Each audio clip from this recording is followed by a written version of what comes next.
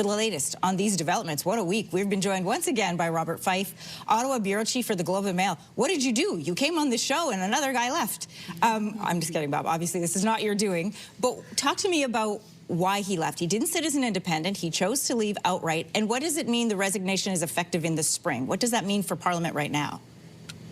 Well, it depends on how he's going to vote. That's the decision, which we still are not 100% sure what's going to happen there. But Anne-Marie, this is one of the most bizarre stories I've seen in a long, long time. First, you have Chris Jeneroux leaving stunning the political world in Ottawa by crossing the floor to the Liberals.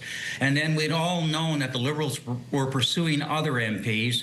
And Matt Jeneroux certainly was one of the names that was mentioned. And then we were hearing all kinds of rumors that the Conservatives are putting lots of bullying and pressure on him to make sure he didn't cross the floor, and ultimately he was going to resign. And it was kind of a nasty, all of Ottawa was talking about what was going on with him. Mr. Jeneroux was giving people mixed messages of whether he was going to cross the floor or sit as an independent or even resign.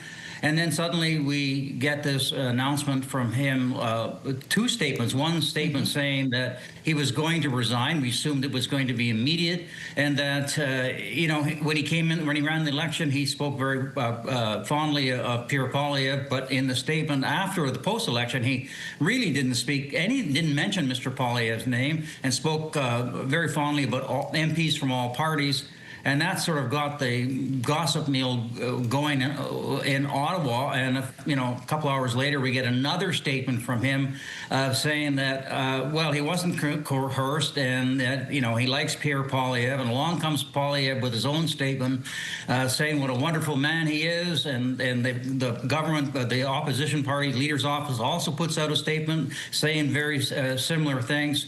And then Chris Workington, who is the opposition whips, tells my colleague Stephanie Levitz, well, he's not going to cross the floor. He's going to stay as a Conservative until the spring, and he's going to vote against the main budget motion in a couple of weeks' time. So very, very bizarre story. I mean, if he was going to go and resign, and why would he just come out and say, I am going to resign. Here's the reasons why I'm going to resign, but I'm going to do this in the spring, which is also really weird.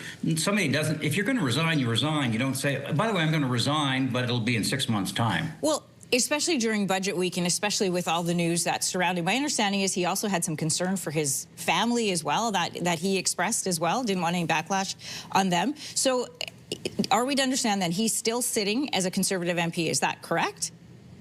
Well, that's what Chris Workington says he is going to do. But when my colleague Stephanie Levitz talked to Mr. Jeneroux last night, all he said was that he is not going to cross the floor. He gave no reason for why he decided to step down, and never said that he was going to remain in the Conservative caucus.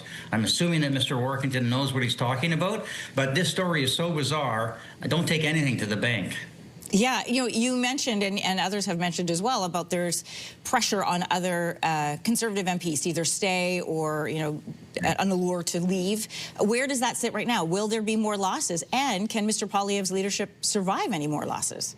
Well, those are really good questions. We know the Liberals are in hot pursuit of other Conservative MPs. And we'll see whether that comes to fruition or not. We'll probably have a better idea when we get close to the main budget vote. But the Liberals have said, no deal has been closed. But they certainly have been talking to other Conservatives aside from Mr. Jeneroux and Mr. Entermont. But the thing here is, I think Pierre Poilievre's leadership is going to be safe because he has pretty strong control of the party. So he'll probably pass the leadership vote in January. And there's also nobody who's stepping up to the plate that Conservatives can see as an alternative.